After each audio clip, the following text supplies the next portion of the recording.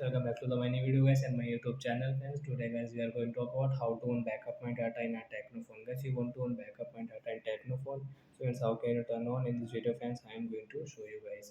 So before starting video friends, first of all go and subscribe the channel, click the bell icon and like my video. So and first of all open your phone setting to on your backup my data guys. Then guys scroll it. You can see this type of setting in a Tecno phone. So what will you have to do to guys on backup my data? Then guys scroll it. Hence you can see your phone system setting. Last setting is tap here.